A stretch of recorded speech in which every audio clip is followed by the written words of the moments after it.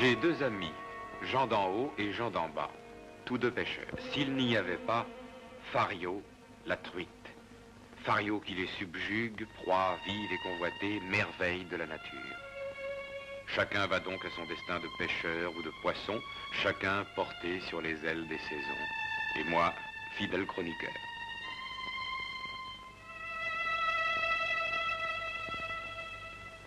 Janvier, la pêche est fermée. La montagne de Jean d'en haut est sous 2 mètres de neige.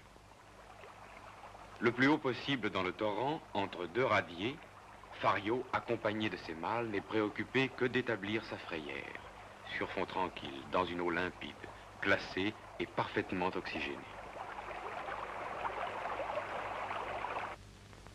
Tout près du torrent, je connais une maison bien calfeutrée contre le froid.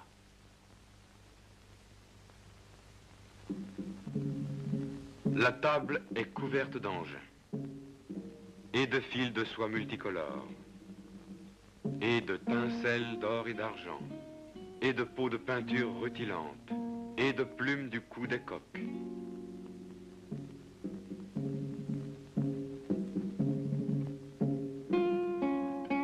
Il ne prend guère de loisirs, en tout cas pas le temps d'écrire ses mémoires, ni de répondre aux lettres amies.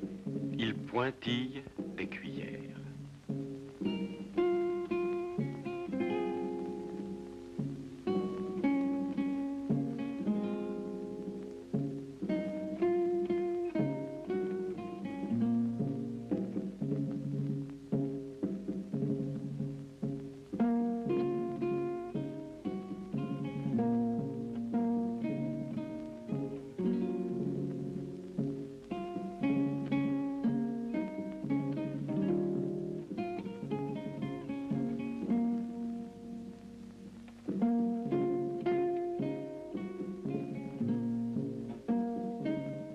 C'est mon ami Jean d'en haut qui attend le printemps.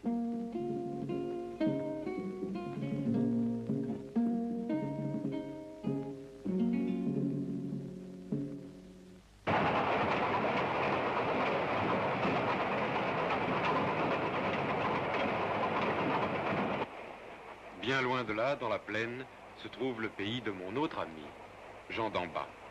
Sur la rivière lente, l'hiver sans neige tisse des brouillards et encore des brouillards. Directement sous la chute du moulin, Fario s'est blotti et ne s'éloigne guère de la maçonnerie des piles. En retard sur Fario de la montagne, il n'a pas encore choisi sa frayère. Mais le voisinage de l'homme ne l'effraiera pas.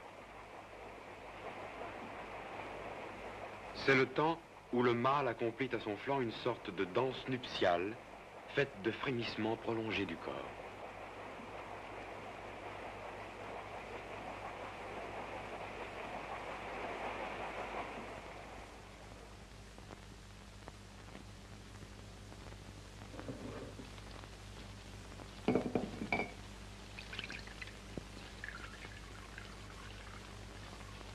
Bien sûr, Jean d'en bas attend lui aussi la saison de pêche.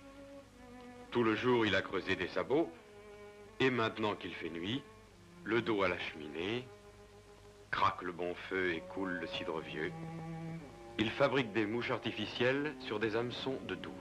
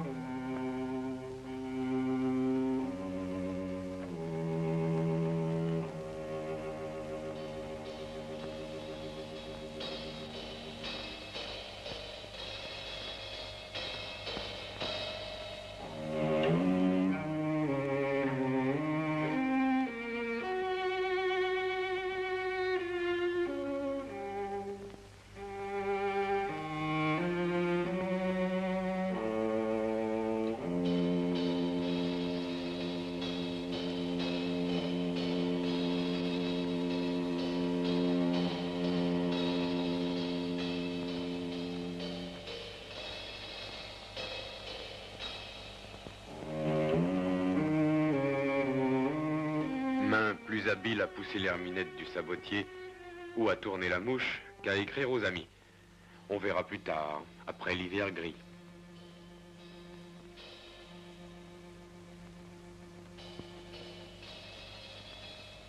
Oui, mais voilà, après l'hiver, vient le printemps. Celui de la montagne est d'abord timide, un simple adoucissement de l'air qui a fait fondre la neige sur les versants sud.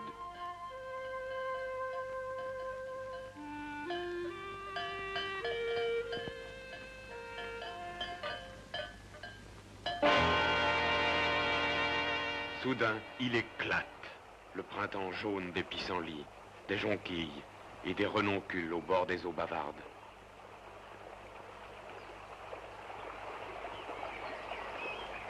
Fario est flanqué, mal remise de sa ponte, a pris son poste d'affût au fil du courant, la tête tournée vers l'amont. Elle est affamée, faim pourtant prudente et sélective. Les oiseaux des bords de rive ne volettent pas encore au-dessus du torrent. Cela signifie que les éclosions des mouches d'eau sont retardées. Jean d'en haut, qui fait sa première sortie, pêchera donc à la cuillère.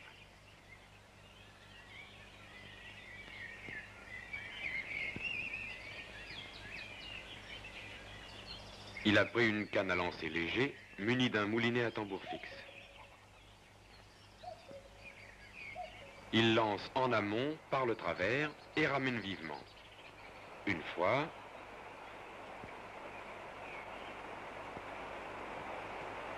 Deux fois. Hop, Fario est prise.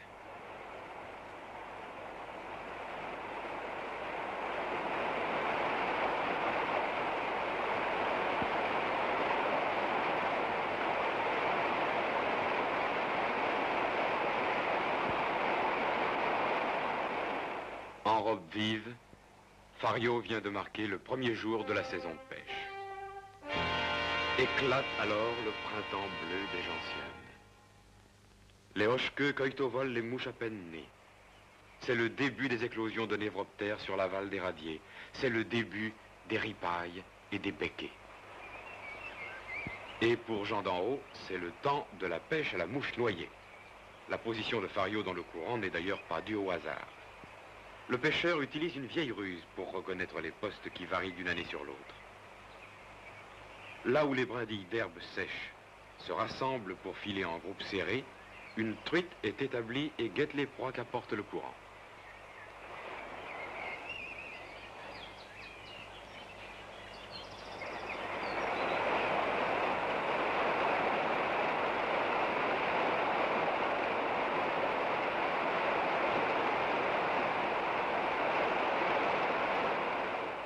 En mouche noyée, la jeune truitelle est souvent plus agressive que son aînée. Jean d'en haut, dont le poignet délié a soupesé la prise, la ramène, la sort doucement, la décroche avec une grande précaution.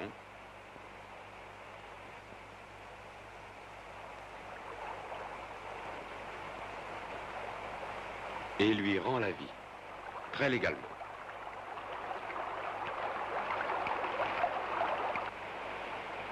Pêcher en mouche noyée consiste à monter 3 petites mouches artificielles multicolores, sans ailes, qu'il faut poser sur le courant et noyer vers l'aval par un lancer en 2 temps sans battement.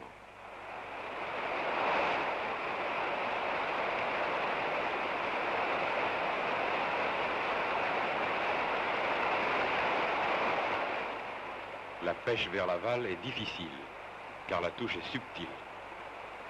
Et hop!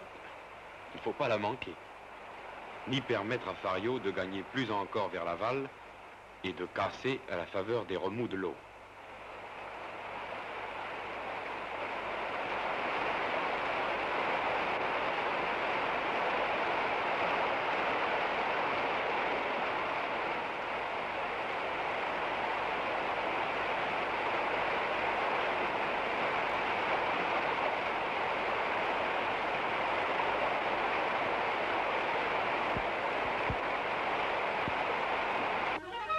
Il n'y a plus de fleurs domestiques et plus de douceur dans le printemps de Jean d'en bas.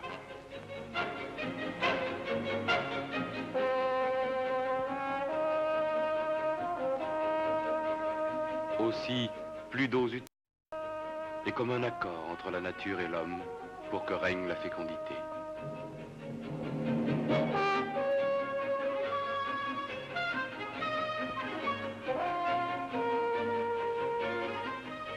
Seul Fario demeure véritablement sauvage, comme un petit fauve à la pointe de son domaine de chasse, moins efflanqué depuis que danse la mouche de mai. Car, libérée de sa chrysalide flottante, la grande éphémère, ou mouche de mai, dérive sur le courant. Elle trouve une herbe, s'y accroche une heure afin de sécher ses ailes.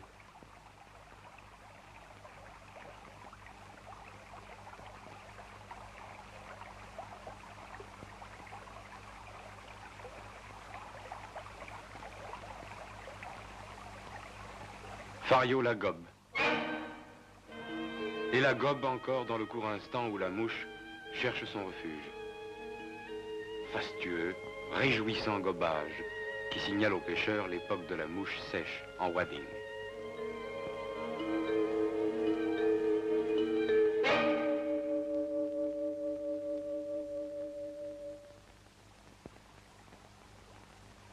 Jean d'en bas a choisi une grosse mouche artificielle jaune, sans ailes, qu'il monte sur racine anglaise 3X à la pointe de la soie.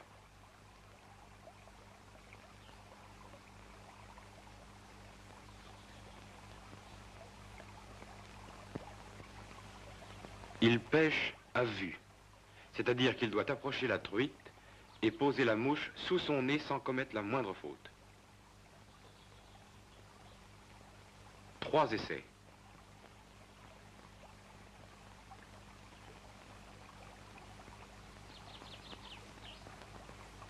Au 3e refus de Fario, il se déplace vers l'amont en évitant de créer des ondes de vibration.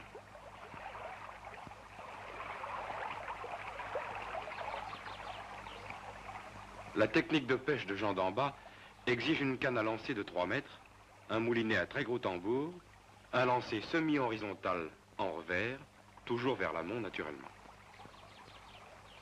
Jamais de faux lancer.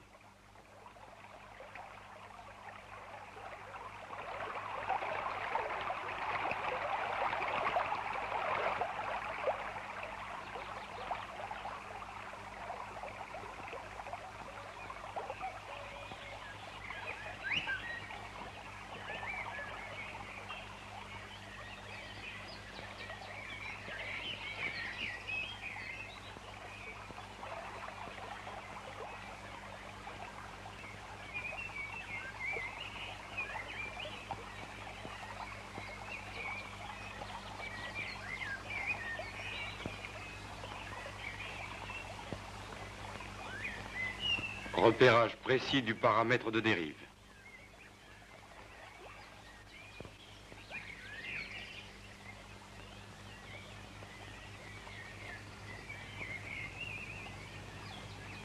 Mouche présentée avant le bas de ligne grâce à un posé courbe.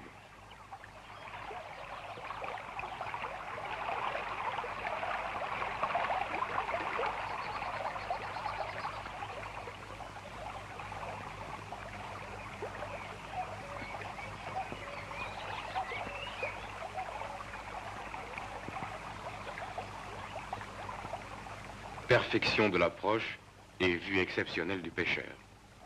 Ce qui fait dire poisson vu, poisson pris. Voilà les conditions de l'efficacité.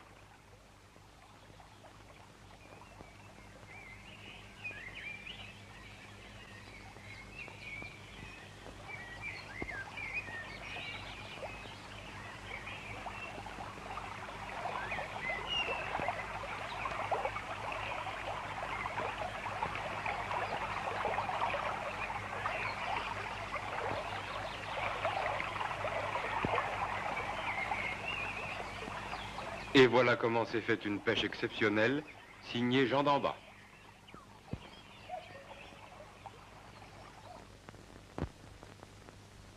Tournent les saisons. Bonjour Jean d'en haut et bon appétit. L'été, il est fréquent qu'un brouillard matinal très épais commence par envahir les hautes vallées. Il ne se dissipera que sous les coups répétés du soleil. Jean d'en haut s'est levé avant le jour pour jouir de cela. Dommage qu'il ne soit pas poète.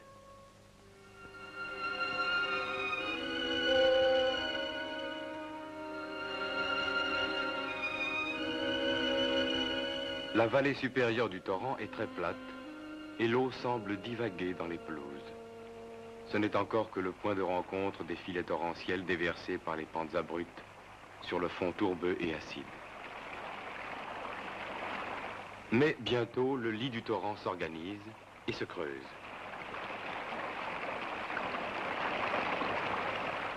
C'est maintenant sûr, Jean d'en haut trouvera le soleil avant d'atteindre la zone des gorges, des chutes et des cascades, éblouissant royaume de Fario.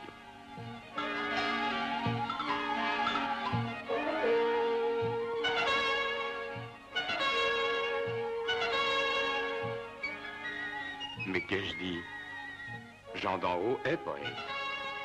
Dans ce puissant, dans ce tyrannique paysage, tous ses regards, toutes ses sensations sont des mots non éclos dont son cœur et ses pas marquent la cadence. Et Fario fait la rime. Fario pourchassée, capricieuse, gourmande, terriblement vive et méfiante.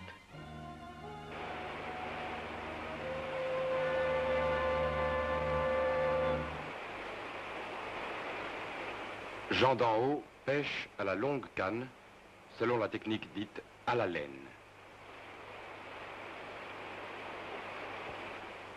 Sur la ligne, 2 touffes de laine de couleurs différentes, rouge et noir, sont réglées après avoir apprécié la profondeur de l'eau pour que la part roule juste sur les cailloux du fond du lit. Aujourd'hui, l'appât favorable est un vert rose.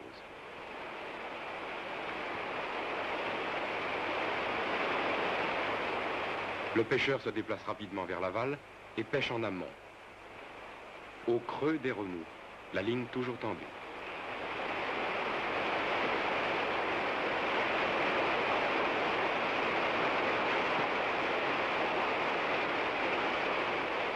La prise est rare, de faible poids, mais se défait avec fureur.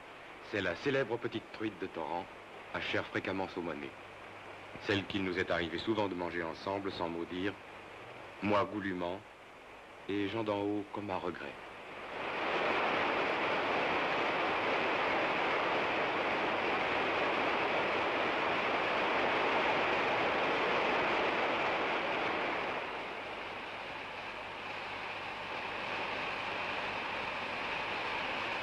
Après la grande cascade, sous laquelle s'abrite la truite légendaire chère à tous les pêcheurs, le torrent tombe dans la zone forestière proprement dite.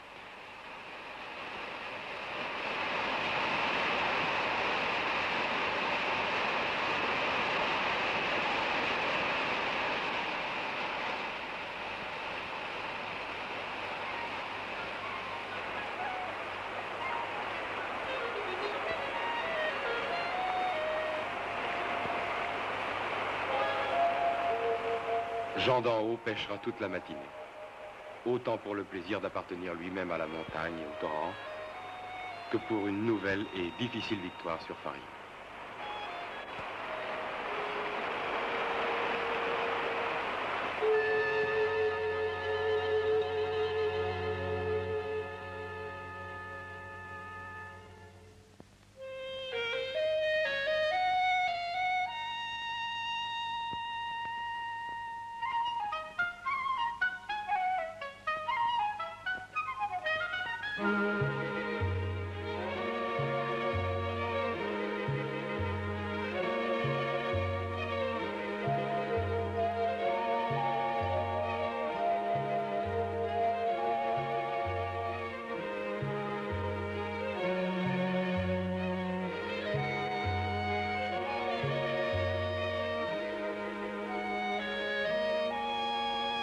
Demain, les jours suivants, selon l'humeur de Fario et l'intuition du pêcheur, le ver sera remplacé par la larve de perlide ou patraque,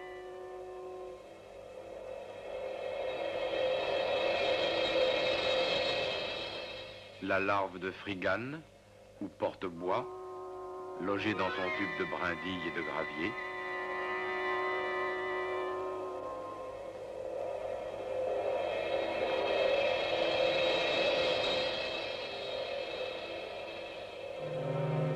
ou la larve de libellule, la pupe.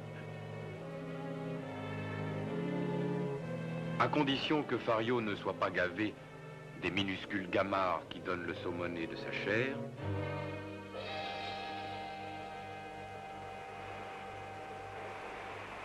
à condition que le pêcheur ne commette pas de faute, elle avalera l'hameçon. Eh oui. Alouette, vache repue, onde de vent sur les fétuques, c'est le gras été de la plaine. Vers la fin de l'après-midi, Jean d'en bas sort pour le coup du soir. Il choisit une petite mouche, couleur du temps. Depuis une semaine, il n'a rien fait. C'est qu'il s'acharne à défier la grosse pièce, celle dont rêvent tous les pêcheurs, même les vrais. La grosse pièce n'est grosse que parce qu'elle a depuis longtemps tempéré d'extrême prudence sa voracité habituelle. Attentive, elle croise dans la rivière amenuisée. Sans erreur d'approche, sans faux lancer, sans posé vicieux, la mouche de plume et d'acier devient une authentique mouche. Si la ligne fouettée en revers reste invisible, si la mouche choit juste sous le nez de Fario, alors il y a une chance. Prise! C'est la lutte japonaise, le sumo, où l'énorme vaincu ne se bat pas. Fario se laisse aller comme une péniche. Tout au plus tente-t-elle de se noyer dans les herbes.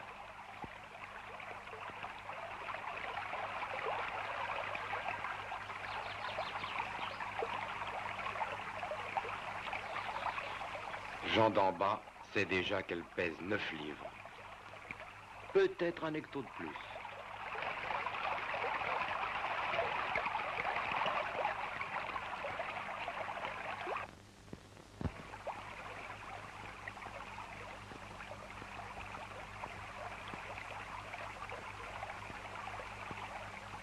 Fario, hébété, meurt en ignorant qu'elle aura demain les honneurs du journal.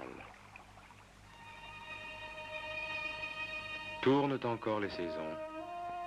L'automne, porteur de pensées, s'est glissé sous les arbres. Puis l'arrière-automne. De la montagne à la plaine, l'espace se creuse de subtiles sonorités. D'un simple regard, on voudrait arrêter le temps. Mais l'eau glisse sur l'eau et emporte sans retour les projets attardés. La pêche est à nouveau fermée. Jean d'en haut et Jean d'en bas ont quitté les bottes et accroché le panier au porte-manteau. Mais vous les connaissez. Fario, autant que jamais, occupe leur esprit.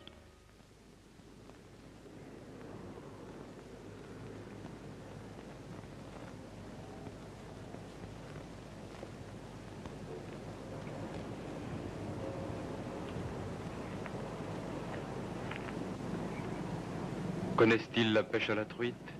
Possèdent-ils des magasins aussi paradisiaques que celui-ci? Les Martiens?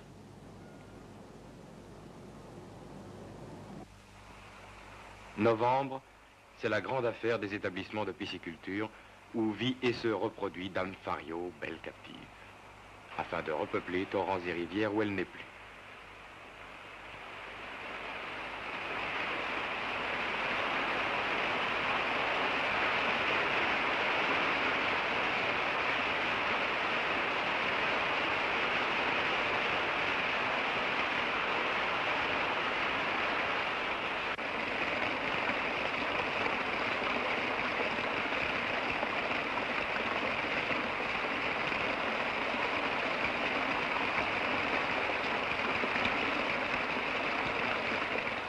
Ponte de la femelle.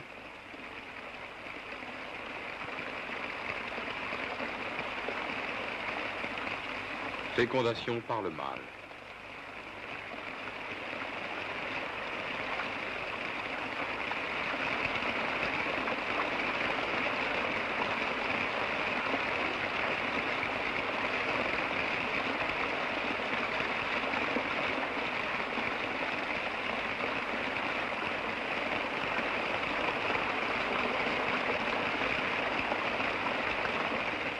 Puis, immersion des œufs dans l'eau des bacs sur des clayettes spéciales.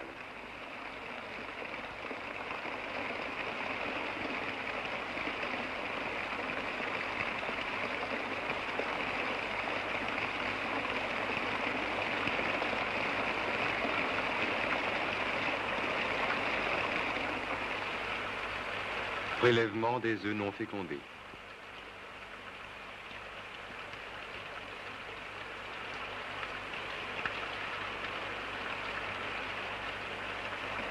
Quatre semaines d'incubation, miracle de la naissance.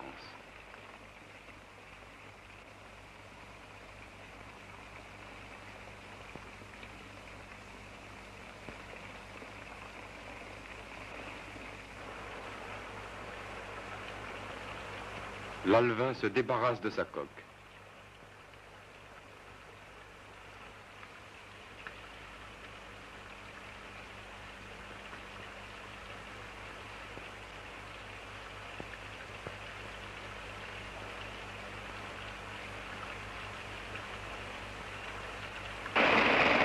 À 1 mois, il a résorbé sa vésicule.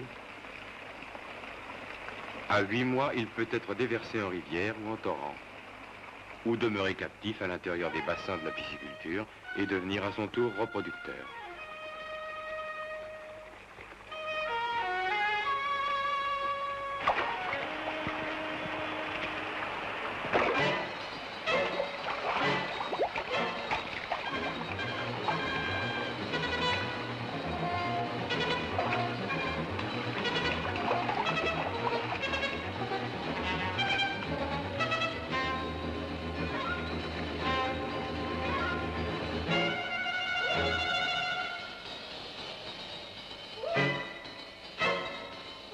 Fario s'accommode de vivre au milieu d'autres salmonidés, notamment les saumons de fontaine, dont elle devient à son tour parfois la proie. Tendre et cruelle nature.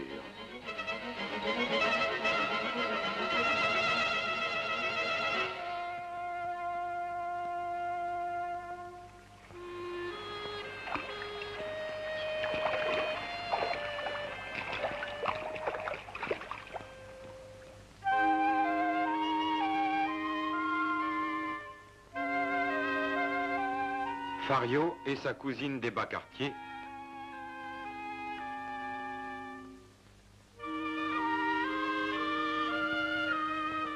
La truite arc-en-ciel. Aucune confusion possible entre les deux. Fario possède des ocelles autour des ponctuations rouges de sa robe. Arc-en-ciel, non. Tandis que la ligne latérale d'arc-en-ciel est soulignée, de la tête à la queue, d'une bande irisée. Jean d'en haut et Jean d'en bas n'auraient manqué pour rien au monde ce rendez-vous, promesse de nouvelles émotions. Car reviendra le temps de la cuillère, de la mouche, de la patraque et du verre, aussi sûrement que reviendra le printemps.